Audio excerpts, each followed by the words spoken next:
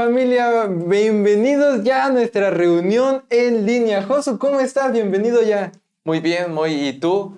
Estoy muy agradecido con Dios porque mira qué rápido se ha pasado el tiempo. Ya mira nuestra ambientación. Ya huele a Navidad, ya se sienten los regalitos. Así es, Moy. El año pasó rapidísimo. Yo recuerdo cuando apenas era enero y ahorita ya casi es diciembre. Sí, exactamente. Dios ha sido muy bueno con nosotros y mira ya, como dice la Biblia, hasta aquí nos ayudó el Señor. Sí, sí. Y bueno, familia, ¿qué les parece si se acomodan y se ponen listos? Porque nuestros hermanos de la alabanza ya están preparados para ministrarnos. Nos vemos después de la alabanza.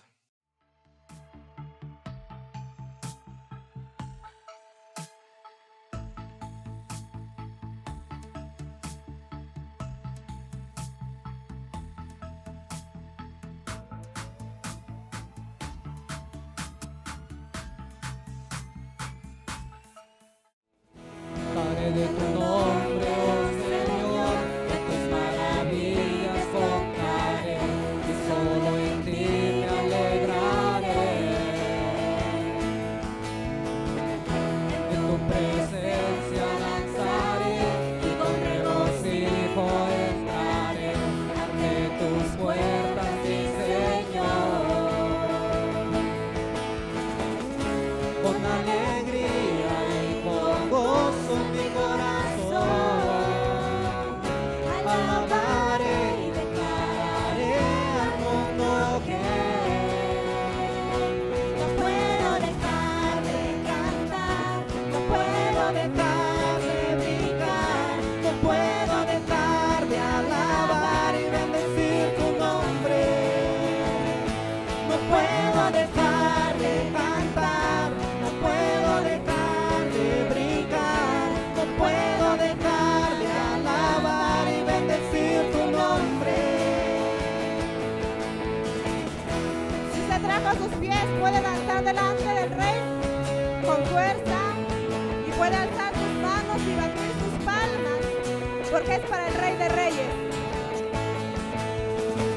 Cantaré de tu nombre, oh Señor, de tus maravillas contaré, y solo en ti me alegraré.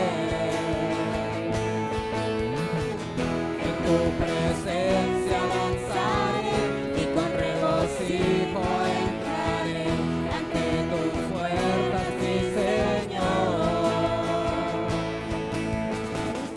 Con alegría y con gozo en mi corazón, alabaré y declararé al mundo que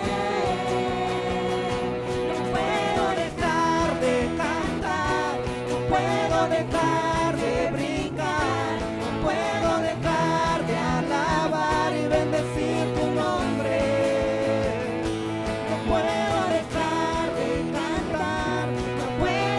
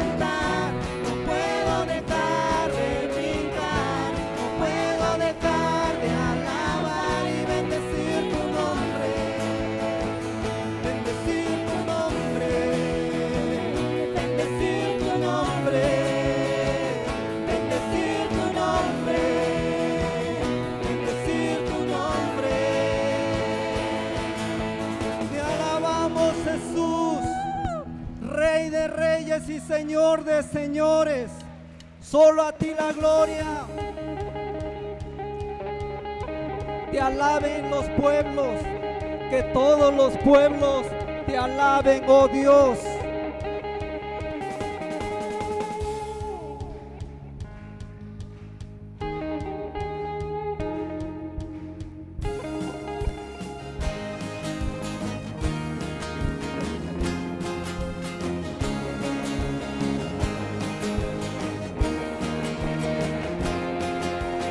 Bueno, eterno, tu reino se establecerá, alto y sublime, tu trono permanecerá. Algo nuevo está por comenzar, tus hijos claman por un despertar. Cielo y tierra te adorarán, tu reino y gloria se establecerá. Cielo y tierra te adorarán, tu reino y gloria se establecerá. Cantando santo, bueno e incomparable Dios. Cantando santo, bueno e incomparable Dios. Sí, Señor, te alabamos porque tú eres grande en amor y en misericordia. Gracias. Bueno, eterno, tu reino se establecerá, alto y sublime, tu trono permanecerá. Algo nuevo está por comenzar, tus hijos claman por un despertar. Cielo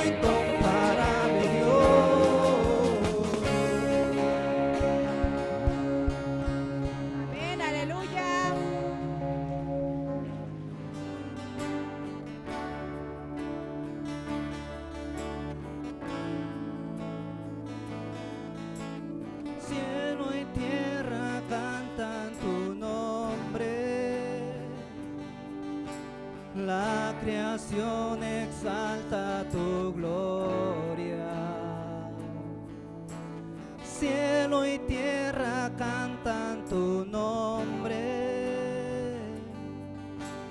La creación exalta tu gloria.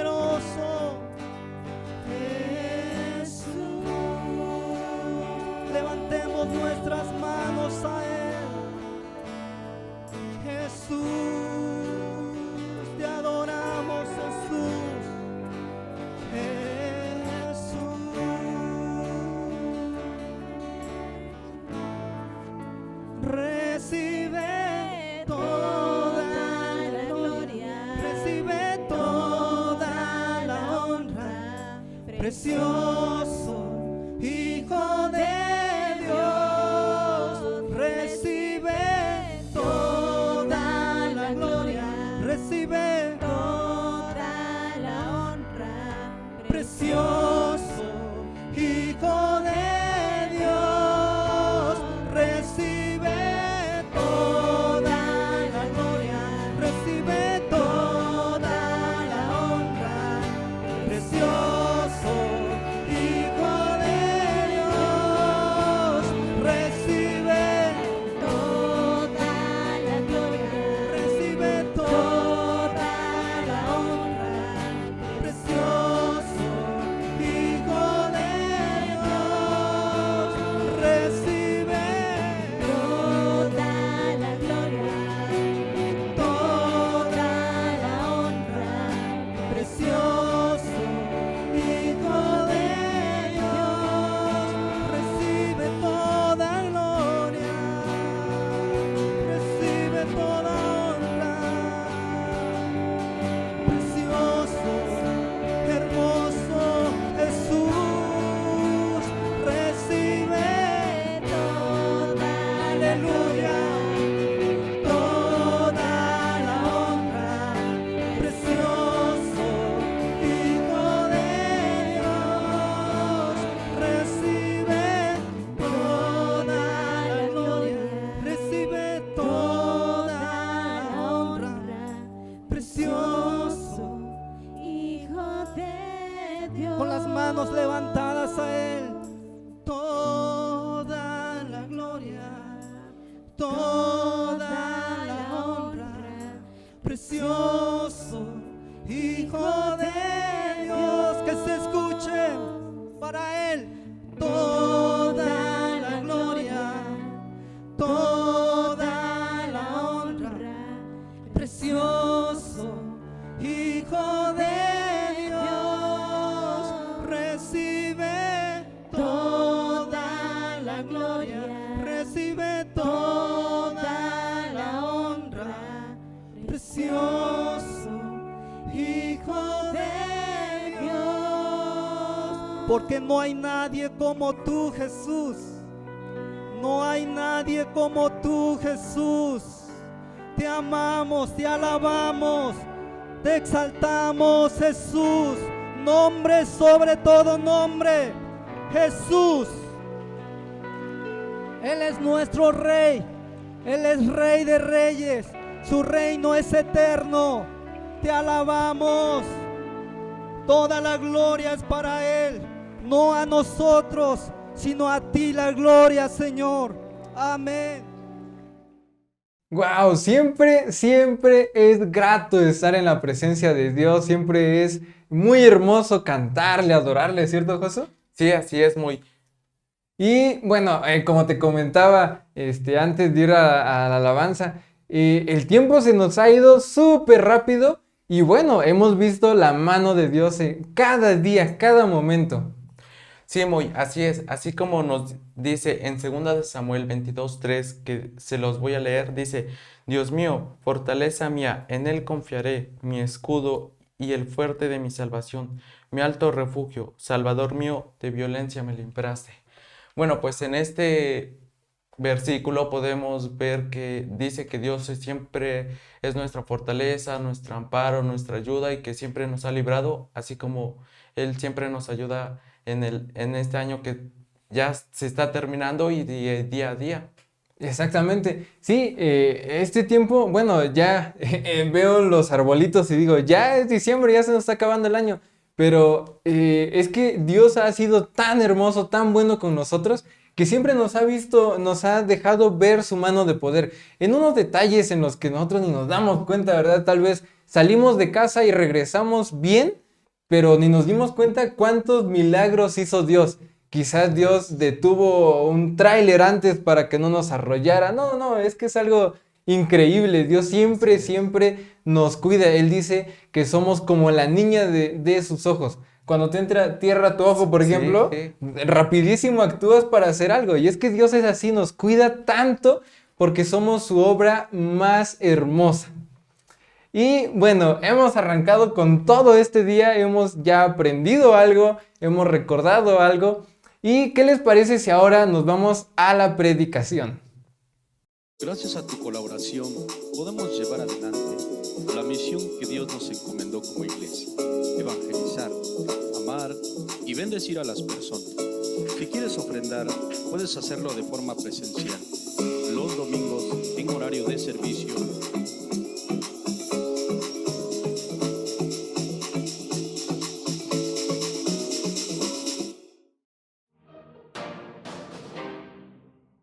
Hola, bienvenidos a la sección Preguntas y Respuestas. La pregunta del día de hoy es: ¿cómo puedo saber si es la voz de Dios la que escucho? Y para dar respuesta a esta pregunta debemos tener en cuenta un aspecto. En primer lugar, para saber distinguir la voz de Dios debemos ser hijos e hijas de Dios. Porque recordemos que en la palabra de Dios dice que las ovejas de Jesús oyen su voz y lo siguen. Entonces es muy importante que tú tengas la certeza de que eres parte del rebaño de Dios. Después, tienes que saber que existen 3 formas más en las que puedes escuchar la voz de Dios. La primera es que tú la puedes escuchar a través de su palabra. Eso es realmente hermoso porque se dice que la palabra de Dios está inspirada por mismo Dios. La otra es que podemos escuchar la voz de Dios a través de personas con un nivel de espiritualidad amplio que nos pueden dar consejos sabios.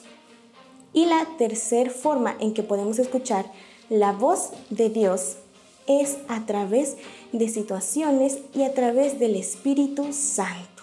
Recuerda que siempre vas a poder darte cuenta de esto porque vas a tener paz en tu corazón y va a ser una palabra que va a concordar con la Biblia. Te recordamos que puedes enviar tus preguntas y las vamos a estar respondiendo.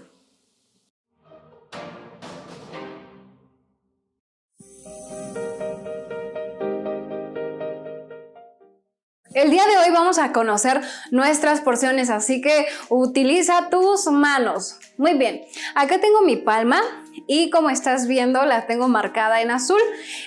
En la palma nos vamos a dar cuenta cuánta porción de proteína vamos a comer, ¿ok? Entonces este círculo azul nos va a indicar la porción de proteína, ya sea alguna carne, pollo, pescado o bien alguna proteína vegetal, y debemos de comer entre 90 o 100 gramos de alguna proteína. Ahora bien, vamos a conocer también la porción de fruta a través de nuestra palma. Muy bien, también tenemos acá nuestros 2 deditos. Esta va a ser la cantidad de queso que podemos comer. Y en el pulgar que ves aquí va a ser la cantidad de grasa que nosotros podemos comer. Muy bien, entonces ya sabes que esta mano te puede ayudar para calcular tus porciones. Ahora bien, si juntas las 2 manos, vas a saber cuánta verdura puedes tomar. Así que ya lo sabes. Y también utiliza tu puño, ¿ok?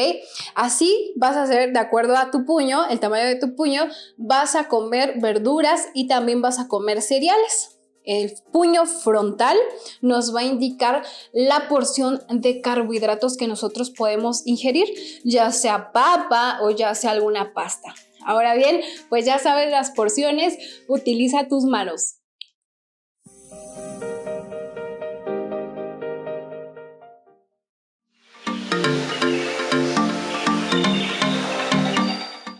¡Hey familia! Bienvenidos a nuestra sección menos seria de la reunión. El día de hoy traigo para ustedes un acertijo. Este acertijo dice: no era un sueño, no era una pesadilla. Este rey pasto comió y en 4 patas caminó, solo porque a Dios no obedeció. ¿De quién estamos hablando? Va otra vez. No era un sueño, no era pesadilla. Este rey comió pasto y en 4 patas caminó, solo porque a Dios no obedeció. ¡Exacto! Estamos hablando de Nabucodonosor. Bueno, les animo a que sigan leyendo su Biblia y los espero en la próxima ocasión.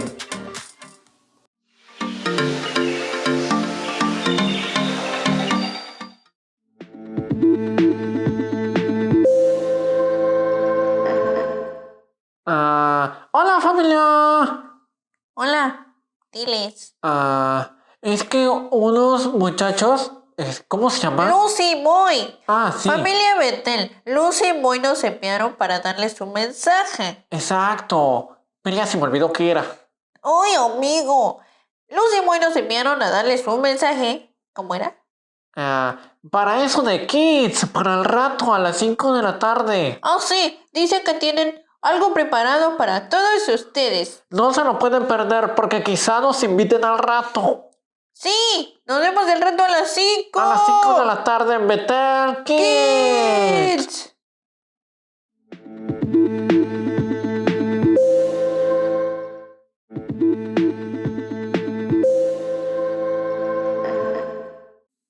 Dice así la palabra de Dios. Cantad a Jehová cántico nuevo, cantad a Jehová toda la tierra. Cantad a Jehová, bendecid su nombre, anunciar de día en día su salvación. Proclamad entre las naciones su gloria, en todos los pueblos sus maravillas.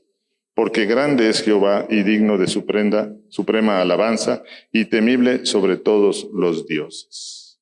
Oremos, Padre, gracias te damos, Señor, por este día, Padre, por estar aquí, Señor, en tu día, Padre, alabándote, adorándote, Señor. Te damos gracias, Señor, porque tú nos permites venir a gozarnos, Señor, por tener esta libertad aquí de poder estar, Señor, sin escondernos, sin preocupación, Señor, alabándote y adorándote, Padre. Te damos gracias por ello, Señor, y estamos hoy aquí, Padre, pidiéndote que seas tú el que hable, Señor, que seas tú el que nos muestre lo que tu corazón quiere que aprendamos, Señor, y te damos gracias por todo ello, Señor, poniendo este momento, Señor, y a esta hermosa iglesia en tus manos, Padre, para que tú, Señor, les hables. En el nombre de Jesús te damos gracias, Padre. Amén. Amén. Bueno, hermanos, en este salmo la palabra clave sería proclamad. Y proclamad no es como decir, no es como hablar. Es decir algo con honra, es decir algo con solemnidad. Y cuando dice proclamad en todas las naciones, es que tenemos que hablar a todas las naciones. Y ahora que estamos hablando de misiones, yo quisiera preguntar, ¿cuántos países hay hoy en el mundo? ¿Alguien tiene una idea de cuántos países hay en el mundo? ¿Unos que 200, 220? Por ahí sí, ¿verdad? Más o menos 220, porque luego se dividen, luego se juntan, luego desaparecen y bueno. Pero eso es una división política. Mi pregunta ahora sería, ¿cuántas naciones hay en el mundo? ¿Alguna idea? ¿También 250, 220? Bueno, en el mundo hay dos versiones, la versión lingüística y la versión etnográfica.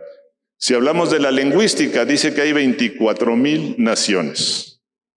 Nosotros hoy en México, hoy aquí en Oaxaca, en este momento estamos en una nación. Estamos en la nación mixteca. Y los de Chiapas están en la nación Tzetzal, en la nación Lacandona. Los de Yucatán están en la nación Maya. Los de Michoacán en la nación Purépecha. En México hay 129 naciones. Son muchas, ¿verdad? Se oye mucho.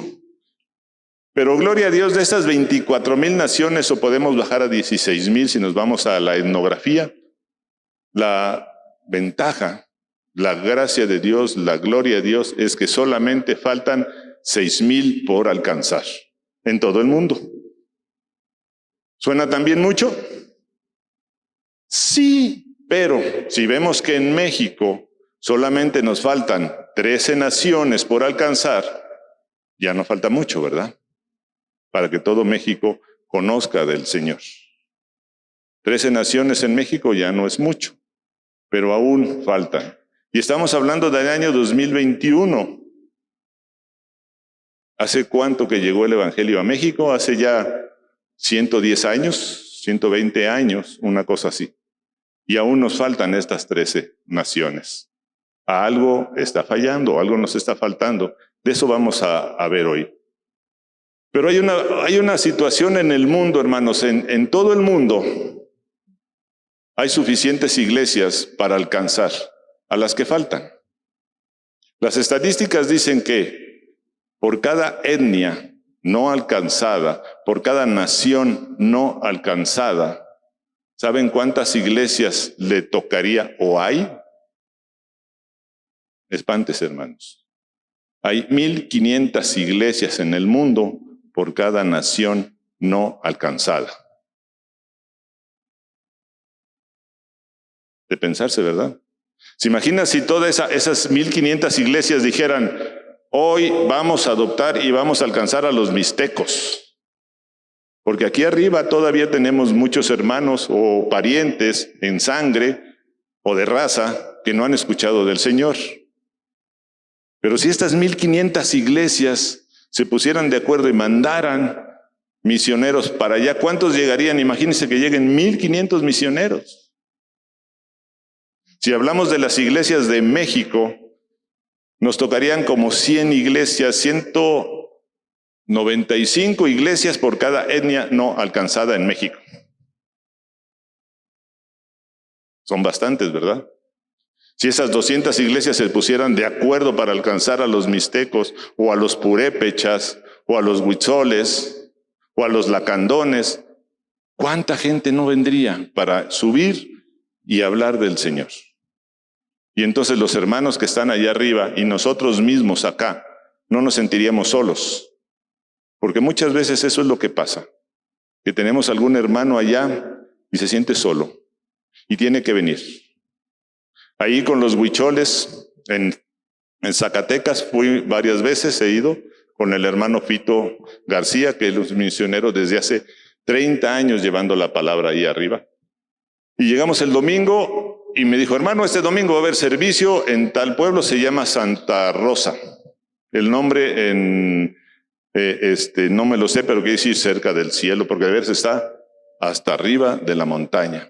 Y bueno, dije, ok, yo empecé a pensar, dije, ok, el servicio, ¿cuánto hacemos un servicio, hermano? 3 horas, no hay problema, aquí estamos.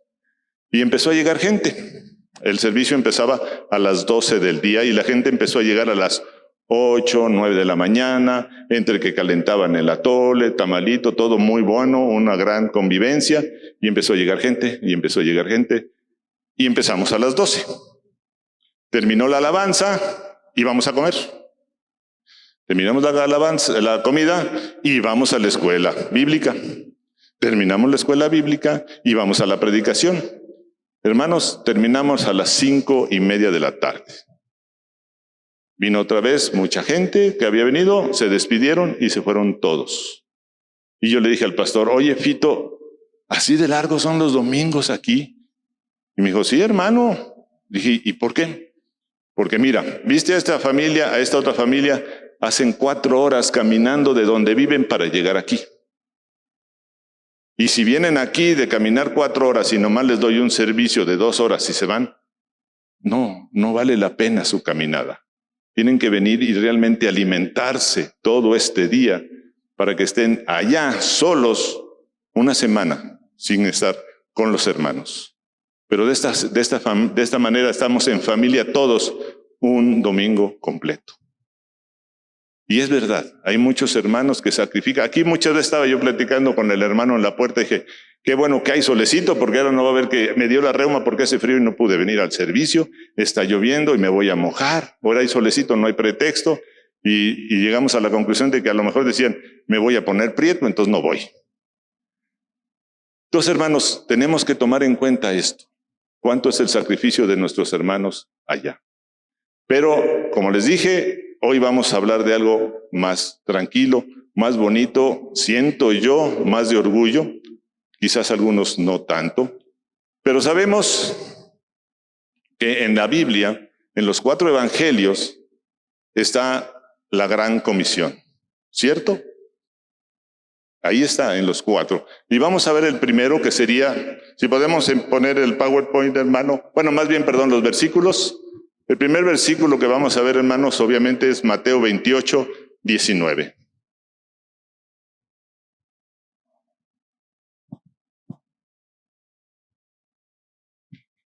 Amén, hermanos. Aquí lo tenemos ya. Dice, por tanto, id y haced discípulos a todas las naciones, bautizándolos en el nombre del Padre y del Hijo y del Espíritu Santo.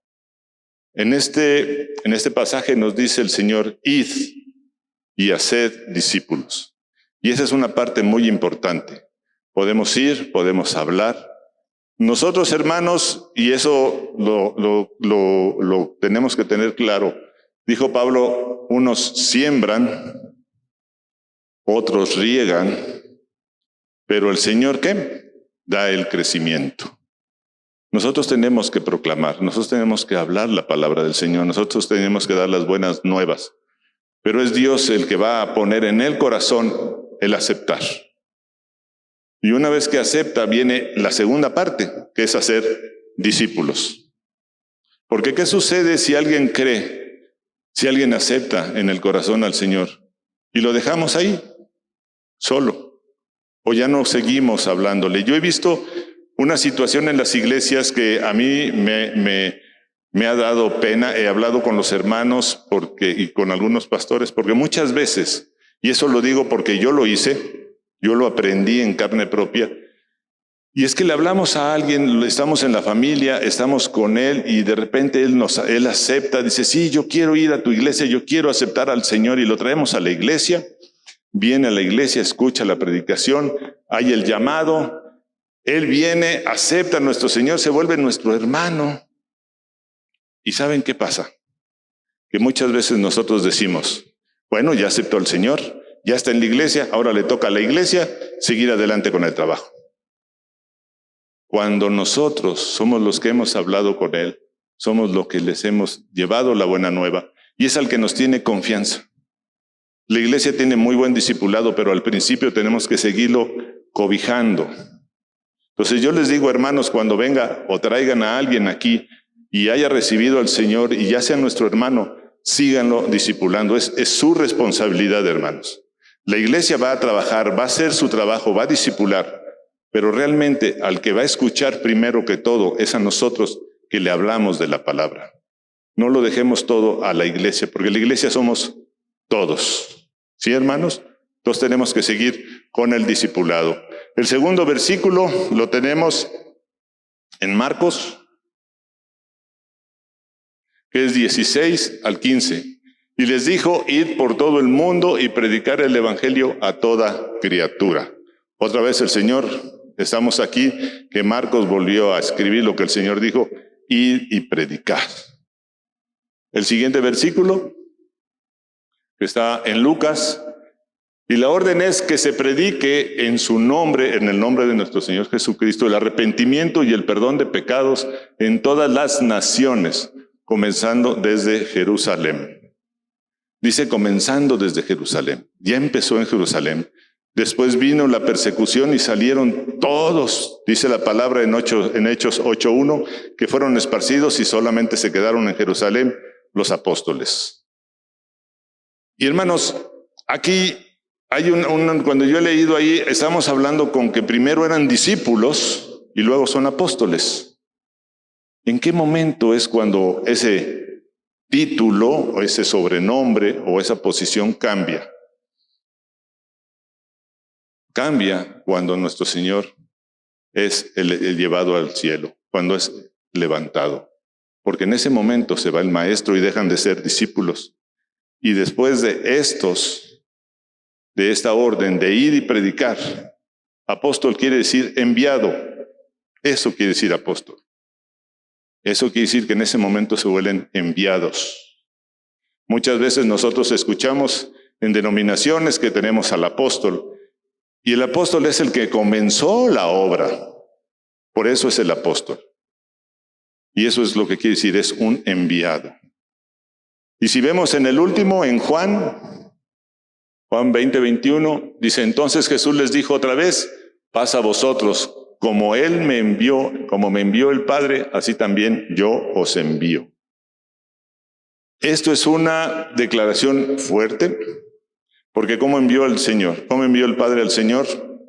Con todo, ¿verdad? Le dijo, aquí está. Dice en Filipenses que no estimó ser como Dios, sino que se despojó. Vino a ser como nosotros. Y lo que Él hizo fue como nosotros. ¿Y vino a qué? A predicar. Y dice la palabra que también nos envía como corderos en medio de lobos. Ya ayer el pastor estaba hablando de esto, de qué hace un cordero en medio de lobos. Pues quedarse calladito. Pero nosotros no podemos quedarnos calladitos. Nosotros tenemos que hablar. Nosotros tenemos que predicar. Dice la palabra que si nosotros no hablamos, el Señor va a hacer que ¿qué? Que las piedras hablen por nosotros. Y muchos pensamos, y bueno, ¿cómo voy a hablar? ¿Cómo voy a estar haciendo esto? En Hechos 1:8 dice nuestro Señor. Vemos Hechos 1:8. Muchos lo conocemos, muchos lo hablamos, sobre todo en cuestión de misiones. Dice, pero recibiréis poder cuando haya venido sobre vosotros el Espíritu Santo, y me seréis testigos en Jerusalén, en toda Judea, en Samaria y hasta lo último de la tierra. Aquí hay varios profesores de aquí de la escuela y sabemos que cuando hay comas, quiere decir que va junto. Si yo digo, estamos aquí reunidos, el pastor, Eduardo, Esther, Hadassah, quiere decir que estamos juntos, ¿verdad? No estoy diciendo que iba primero, sino que vamos juntos. Y eso es lo que quiere decir aquí, que es ir todos juntos. Hubo un tiempo en que la iglesia pensó, no, primero Jerusalén, después vamos a Judea, después vamos a Samaria, y luego lo último de la tierra. Pero no es así. Aquí todo es al mismo tiempo. Y aquí es donde vamos a hablar un poco de la historia para que nos ubiquemos en nuestra realidad. Hemos estado hablando de la cuestión de los musulmanes. Sí, es una cosa que tenemos que estar al pendiente, pero también tenemos que entender cuál es nuestra posición en todo esto. No solamente escuchar qué es lo que está sucediendo. Dice un pastor que la iglesia sirve ¿para qué? Para adorar al Señor. Y misiones sirve porque no hay en dónde adoren al Señor. Y lo que se tiene que hacer es ir y buscar esos lugares. Por eso el Señor hizo la tierra redonda, para que como vaya amaneciendo, se le va alabando en todo el mundo al Señor. ¿Sí? Entonces vamos a ver ahora si me ponen la primera de las... Tenemos con que, según la historia de las misiones, vamos a hablar de lo que es la Reforma de 1770 para acá, de 1792, cuando empieza a surgir lo que son las misiones, nosotros llamamos modernas. Dentro de las primeras misiones modernas, ¿alguien ha oído hablar de los moravos? ¿Sí? ¿Alguien dijo sí? Acá, el pastor. Ok, allá el hermano también. Los moravos es un grupo de personas que se llamaron moravos porque vivían en un lugar que se llamaba Moravia, en Alemania. Este grupo de personas fueron perseguidas y hubo un conde que los recibió porque él era creyente y los puso en su tierra. En ese entonces los condes tenían unos terrenos inmensos, unas haciendas muy grandes, y ahí vivían en esa región que se llamaba Moravia. Bueno, este grupo de personas, por cada 60 personas, escuchen hermanos, estamos hablando de 1700. Por cada 60 personas de este grupo salía un misionero a llevar la palabra al mundo. Después empezó más la persecución y llegó un momento en que los atacaron tanto que ya no les compraban sus mercancías, ya no les daban trabajo, se empezaron a quedar pobres. ¿Y sabe qué? No se rindieron. ¿Saben qué hicieron ellos? El que quería salir de misionero decía, yo quiero ir de misionero. Entonces un grupo de moravos, un grupo de personas, lo llevaban al mercado. Pero al mercado de esclavos, hermanos. Y lo vendían como esclavo. Para que él como esclavo fuera a llevar el evangelio al mundo. Era un misionero bivocacional. Trabajaba como esclavo llevando la palabra. Pero ¿saben lo que es venderse como esclavo para cumplir la orden del Señor de ir y predicar? Hoy en día muchas veces pensamos, oye, hay que ir allá, pero está muy lejos el camino, mi coche se va a maltratar, a lo mejor se me poncha la llanta, se me va a rayar con las ramitas. Y ellos se vendían como esclavos. Así es que tenemos un ejemplo que hasta el día de hoy yo no he visto que podamos, y yo estoy ahí, yo no sé si me podría vender como esclavo para llevar el evangelio y dejar a mi familia, a mi esposa, a mis hijos, a todos. Pero eso es lo que hacían los moravos. Después viene la primera ola, que es de 1792 a 1910. El primero pionero fue Guillermo Carey.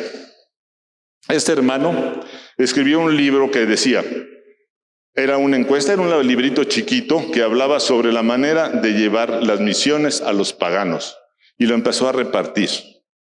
Y cuando llegó y se lo repartió a los líderes de la iglesia, le dijeron, cállate, joven, cuando Dios escoja ganar a los paganos, lo hará sin nuestra ayuda y sin la tuya.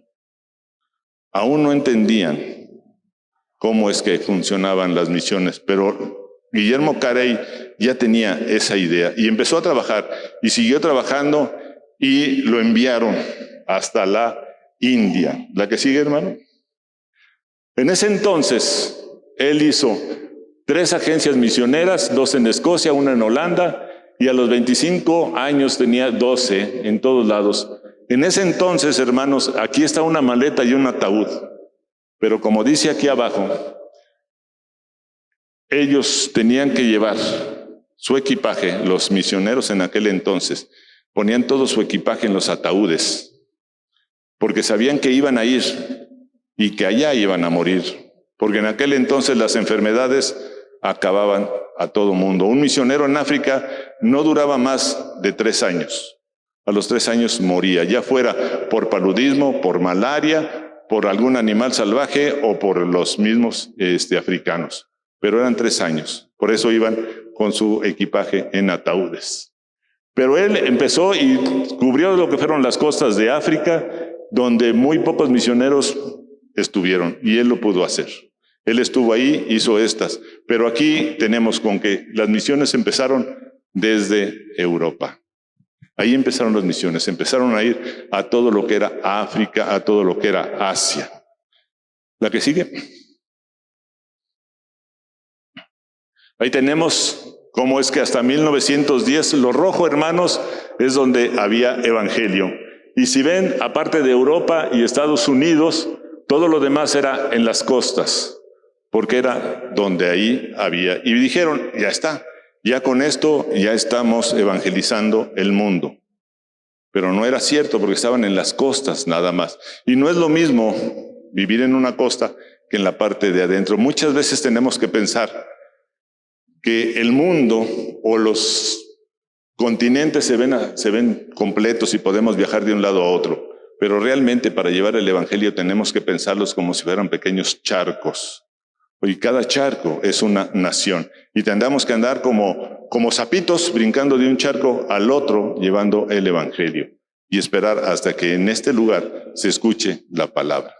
¿La que sigue? En la que sigue vamos a ver al señor Hudson Taylor. Él fue a la China. Él llegó a la China, él estuvo trabajando en la costa y no lo dejaban entrar. Pero lo que él hizo fue ir a la parte interior, ir al interior de los continentes. Y la parte que él modificó, la parte que él realmente llamó la atención, fue que se empezó a vestir como chino.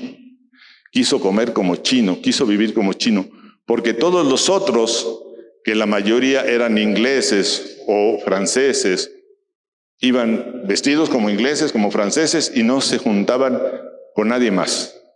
Y cuando alguien llegaba y decía, quiero saber de tu Dios, decían, ok, pero vas y te tienes que vestir como yo, porque es como Dios manda. Pero este hermano, Hudson Taylor, empezó a ir al interior y a vestirse como ellos, a vivir como ellos, a conocerlos, a amarlos realmente. Y él hizo todo esto, tan es así, que él empezó a buscar misioneros. Y fue tan grande su movimiento, fue tan grande que pudo enviar a 6,000 jóvenes a misiones. Él solo pudo enviar a 6,000 misioneros. ¿Saben cuántos misioneros mexicanos hay trabajando fuera de México? ¿Alguna idea? Muy bien, hermanos, contando a la familia Hernández Yesca, incluyendo a Esther y a Jaime y a Joel. Estamos hablando que hay 800 mexicanos. fuera de México. Hoy en día somos 120 millones de mexicanos y tenemos 800 misioneros en el exterior. Y él, en esas fechas, envió 6,000. Pero aquí estamos en lo mismo. ¿La que sigue? Aquí los que predominaron fueron Estados Unidos. Los que predominaron para esta oleada. Y ellos dijeron, ok, ya está todo compartido. ¿La que sigue? Y ahí vemos la diferencia. ¿Recuerdan cómo estaba al principio África? ¿Cómo estaba Oceanía? Ya América está llena. Y dijeron, ya cumplimos. Ya se cumplió con la gran comisión. Error. Fue un grave error. Si yo voy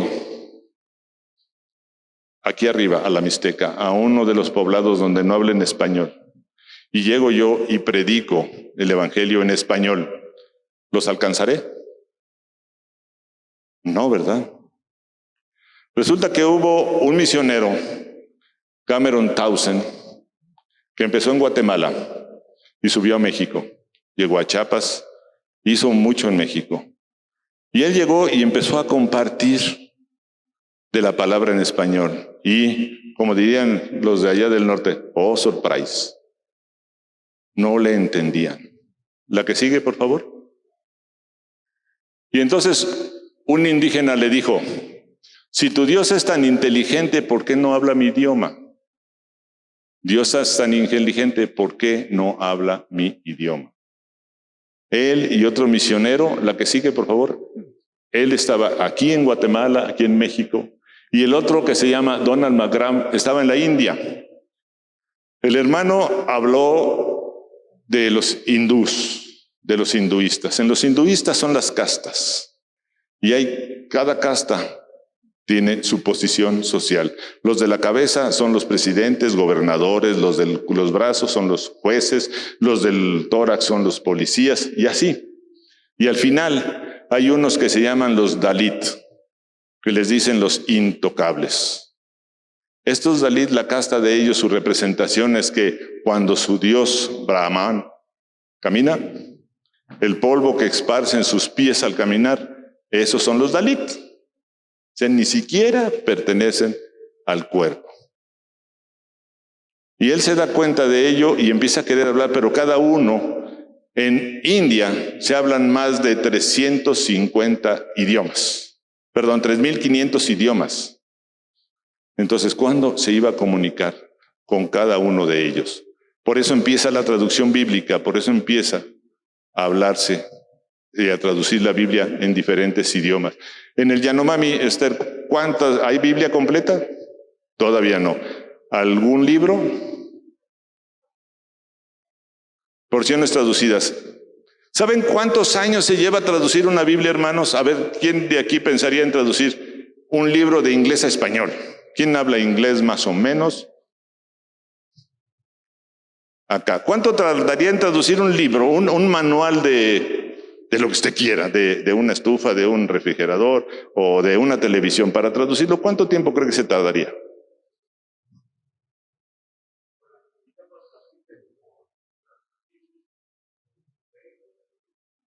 Exactamente. Se lleva entre 20 y 25 años o 30 años traducir la Biblia. Porque cuando nosotros estuvimos en Senegal, el idioma original de ese país es el francés, pero el idioma que aprendimos de la etnia a la que íbamos a esa nación era el Wolof, W-O-L-O-F.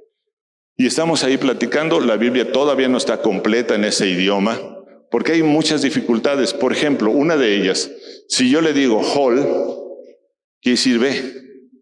Pero si digo Jool, quiere decir corazón. Esa es una gran diferencia, de Hol a Jool. Pero puede decir, se oye diferente, se escribe diferente, una es con X, O, O, L y la otra es X, O, L. Pero si yo digo Gel, entonces estoy hablando o de vida, o de sabiduría, o de espíritu. Son esas mismas tres cosas en una sola palabra.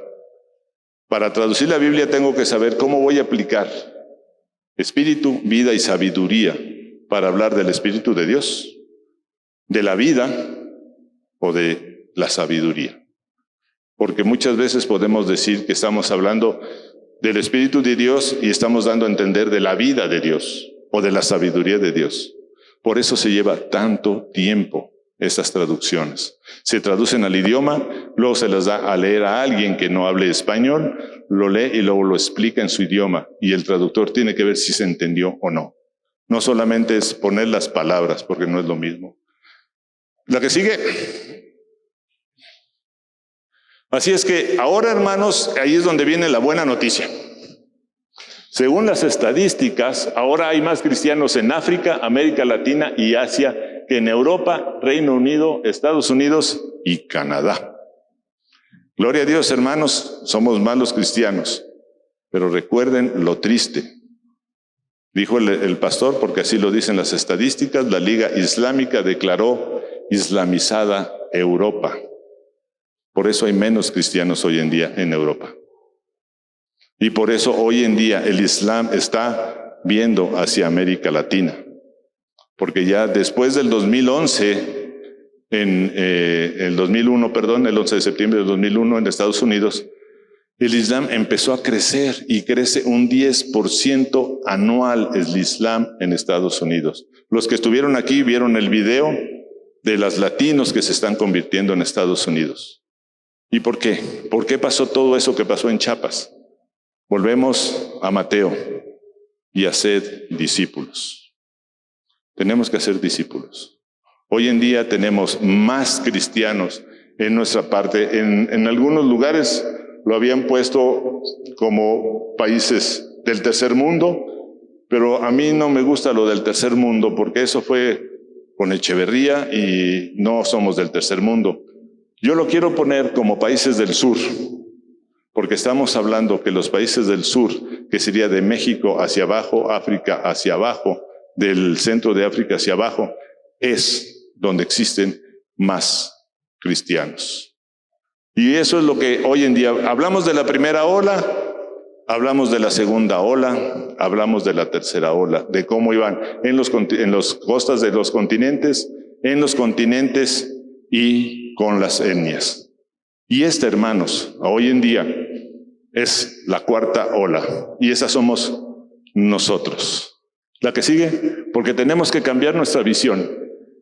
Así está ahora el mundo. Tenemos Estados Unidos, Europa y Oceanía, que ya no son potencia misionera.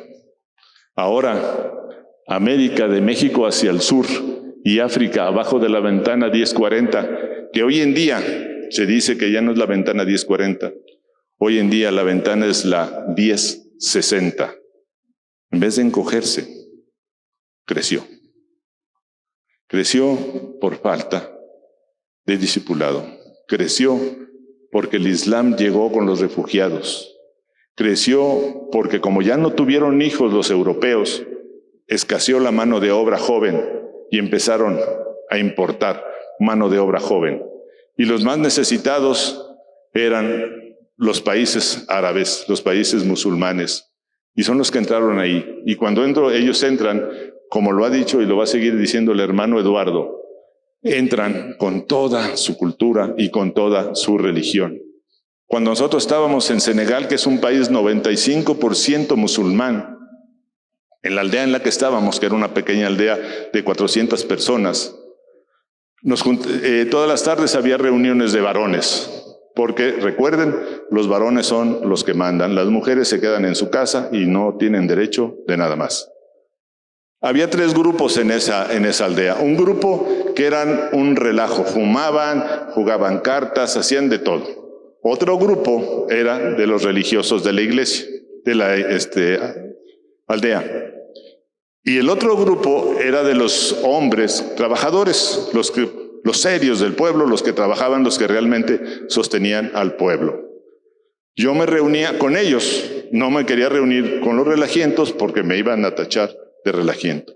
No me podía reunir con los religiosos porque yo iba como misionero. Imagínense cómo iba yo a llegar ahí a quererles evangelizar a los imanes. Pero con los trabajadores, con ellos me juntaba yo, con ellos hice mucha amistad. Al principio yo los oía y no entendía. Después empecé a entender, pero hablaba yo como niño chiquito. Después ya pude hablar, porque ese es el ritmo que lleva uno. ¿Han oído cuando muchas veces norteamericanos llegan aquí y hablan bien raro? Pues están aprendiendo. Bueno, y ahí platicábamos, sentábamos a tomar el té y empezaba la plática de cómo te fue, cómo estuviste, cómo va la siembra, cómo está la familia, cómo está esto, como todo lo que quieran. Después de la segunda copa de té, que son unas copitas así chiquitas, empezaban a hablar de el Corán, empezaban a hablar de Alá. Y cuando hablaban alguna cosa, volteaban y me decían, ¿y tú, blanco? Porque así me decían, yo era blanco, no sé en qué lo notaban. Y me decían, ¿y tú, blanco? ¿Qué opinas? Las primeras veces, dentro de mi, ¿cómo podría yo decir? Falta de conocimiento o ignorancia, yo decía, miren, lo que pasa es que la Biblia dice, y en ese momento cerraban los ojos, volteaban a otro lado o se empezaban a hablar entre ellos. Y yo decía, bueno, ¿por qué me preguntan si no me van a hacer caso? Y orando yo al Señor decía, Señor, ¿cómo les hablo si no me escuchan? Y el Señor me dijo, es que no digas la Biblia, di el libro santo, di la palabra de Dios. ¿Cuál es la palabra de Dios, hermanos? Nuestra Biblia. ¿Cuál es el libro santo? Nuestra Biblia. Pero para ellos, la palabra de Dios es el Corán. Para ellos, su libro santo es el Corán. Entonces, cuando yo les decía, pues miren, la palabra de Dios dice, todos volteaban a verme y decían, pensaban, ¿qué va a decir él de la palabra de Dios? Y yo les decía, la palabra de Dios dice así, así, así, así. Y cuando terminaba yo de decir lo que la Biblia decía, les decía yo, y el Corán no dice esto, sino esto y esto. Y empezaban las discusiones, porque era la manera o es la manera en que podemos evangelizar ahí. Empezar a hablar, a discutir lo que dice uno o lo que dice el otro. Por eso, hermanos, tenemos que estar bien conscientes. Tenemos que conocer a fondo la palabra. Hemos hecho unas preguntas de si podríamos nosotros defender nuestra fe, si podríamos explicar la Trinidad, si podríamos explicar muchas cosas. ¿Lo podemos hacer? Ante alguien que nos va a rebatir con su libro y ellos conociendo su libro, lo que nos van a preguntar. Los testigos de Jehová también vienen preguntando esos, pero ellos, como quiera que sea, nos los capoteamos, porque ni siquiera ellos saben lo que dice su Biblia. Pero el Islam, los islámicos, sí lo conocen, porque ellos empiezan desde los 3 años a conocer el Corán. Ellos tienen 11 años conociendo el Corán. Se lo saben de arriba abajo, de izquierda a derecha y de derecha a izquierda. ¿Y nosotros? Por eso tenemos que estar bien discipulados. Por eso tenemos que discipular bien. Porque si no, no vamos a poder. Pero ahora eso es lo que nos toca. La que sigue.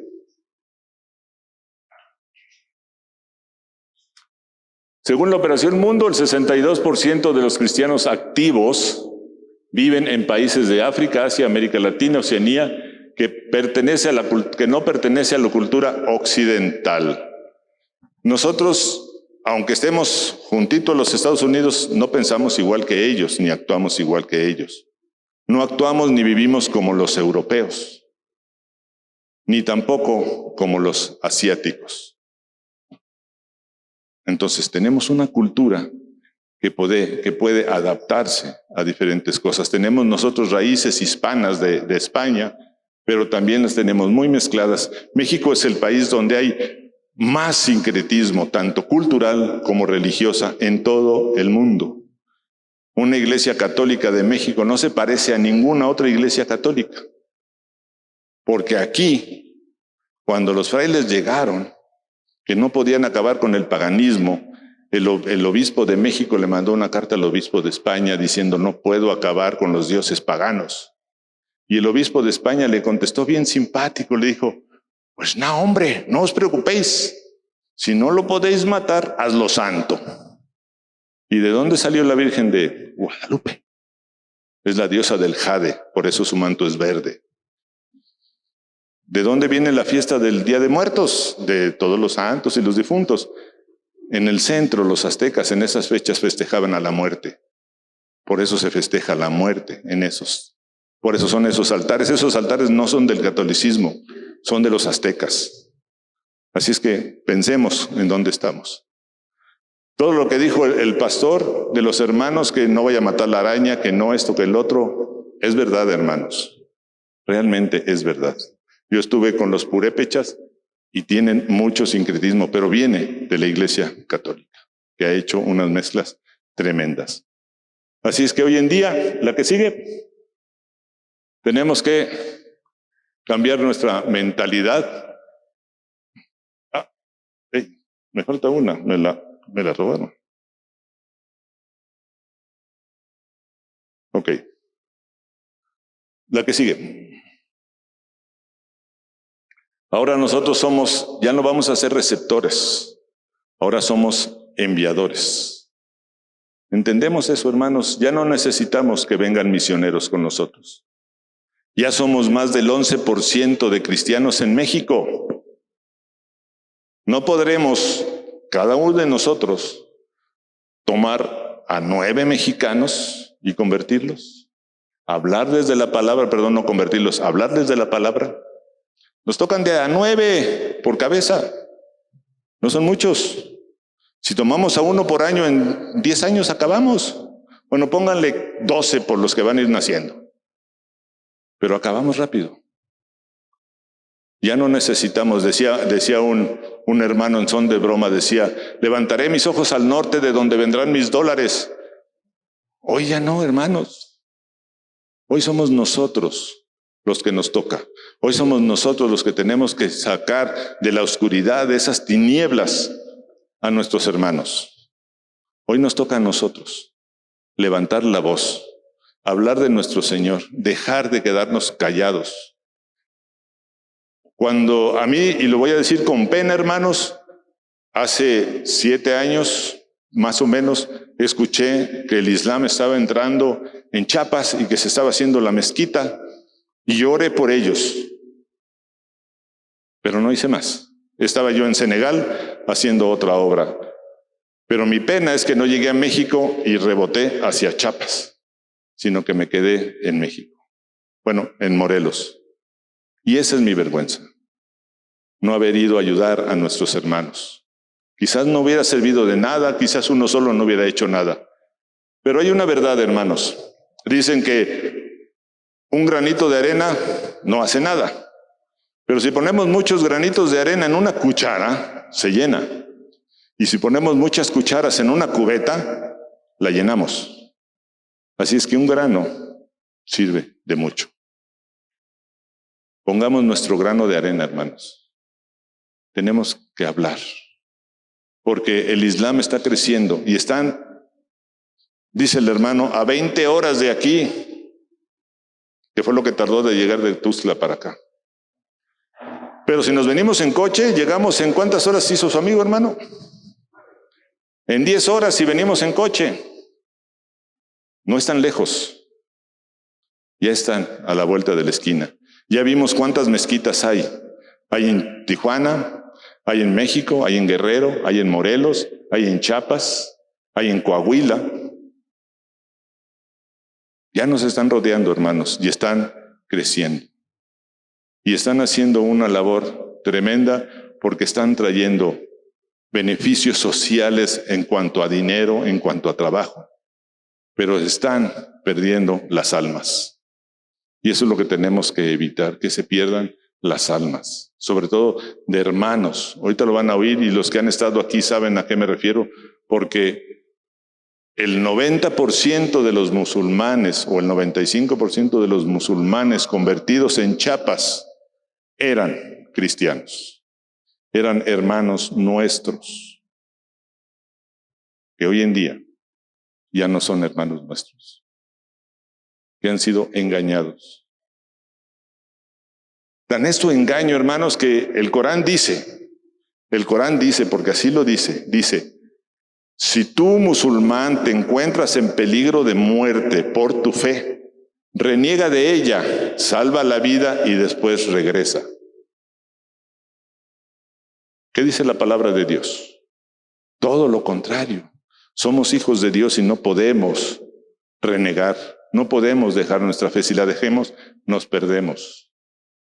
Pero ellos, tan mal está el Islam, tan diabólicamente, que le dice, si estás a punto de perder tu vida por tu fe, reniega y después regresa.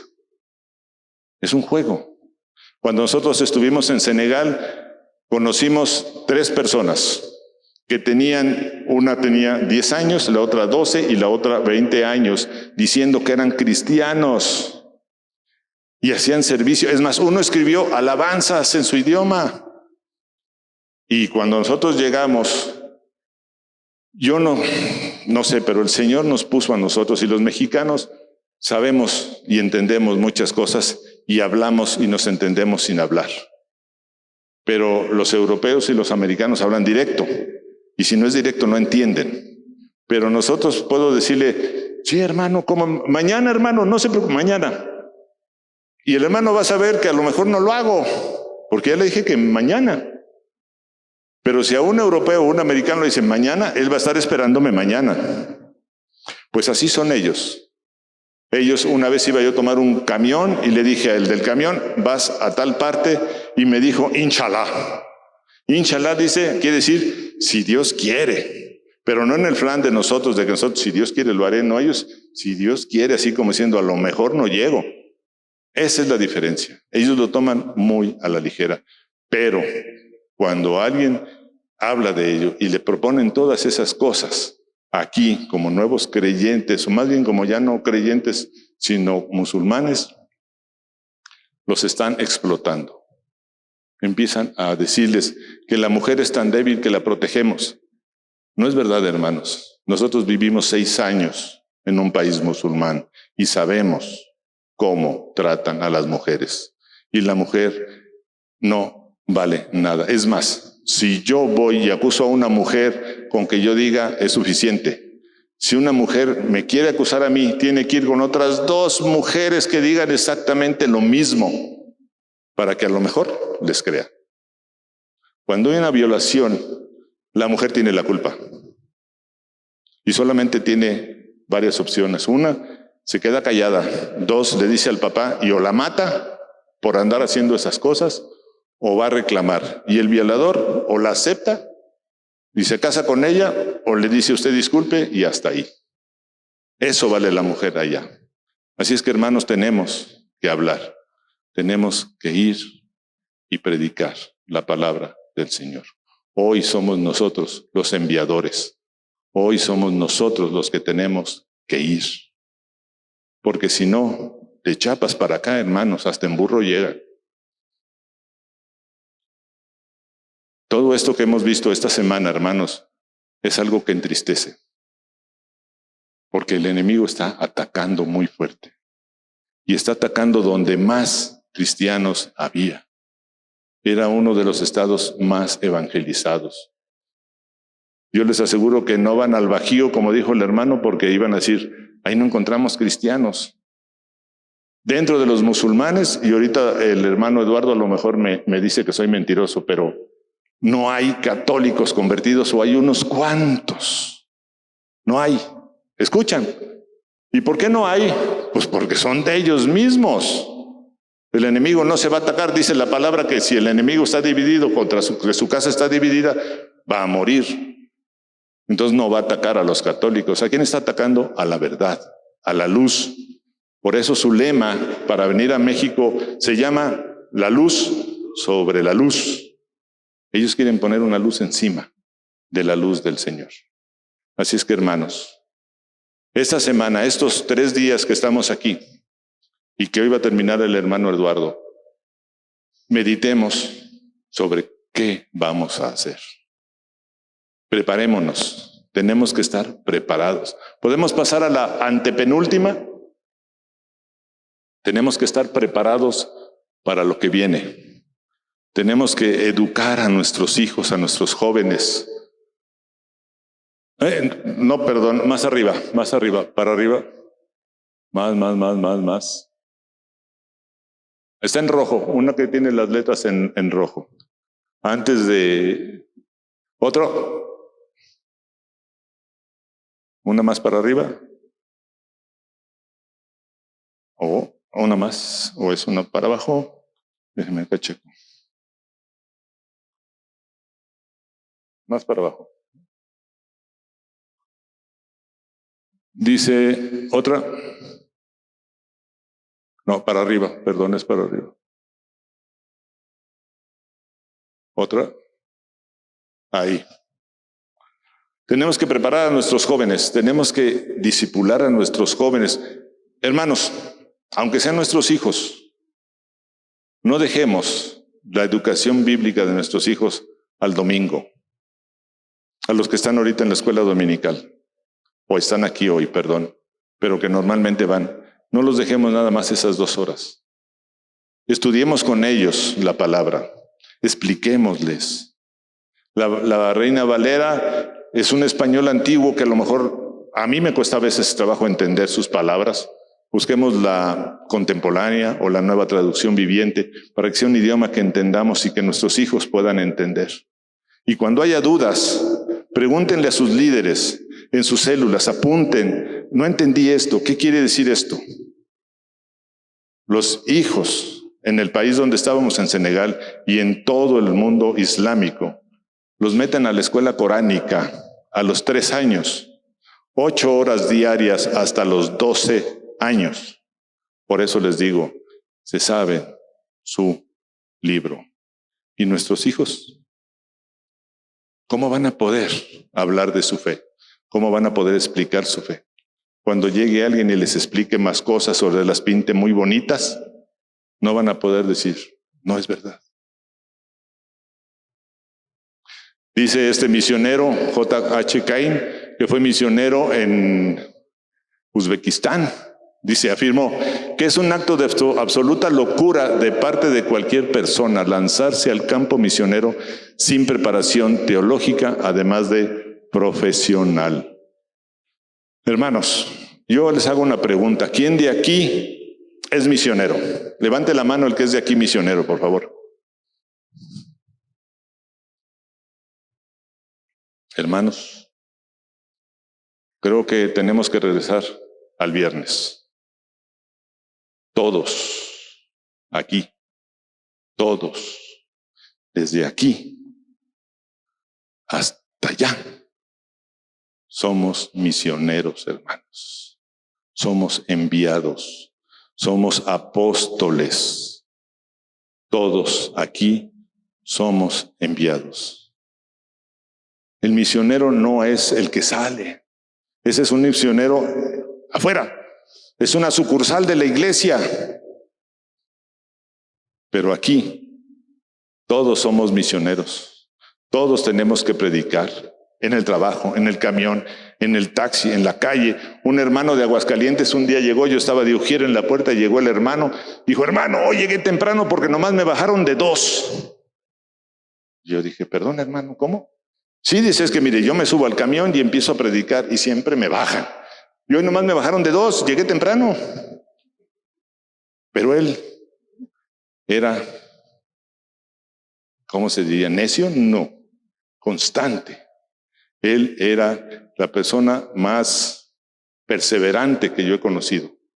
Otro hermano era taxista y también había veces que no le pagaban ni la dejada porque en cuanto se subían les empezaba a dar las buenas nuevas. En el Bajío, hermanos, que es donde nosotros vivimos, en Aguascalientes, bueno, vivíamos, ahora ya no sé ni dónde vivo.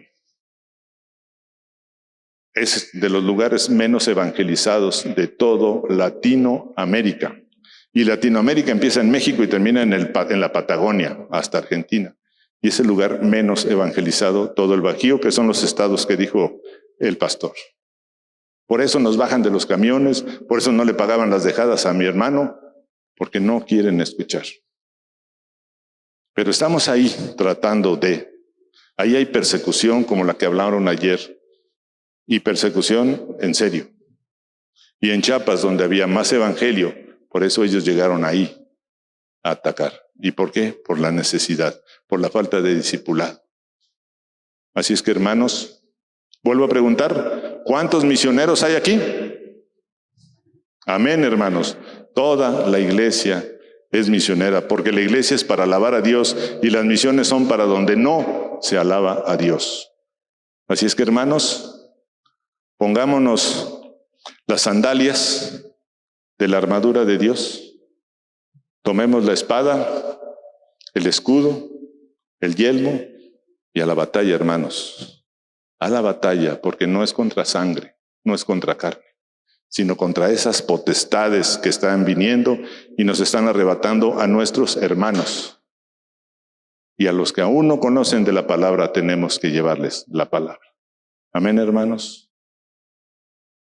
Qué increíble reunión tuvimos el día de hoy, ¿no, Moy? Sí, qué interesante. Hoy aprendimos bastante. Y bueno, familia, quiero animarles a que se sigan conectando en nuestras reuniones porque Dios quiere decirnos algo cada día.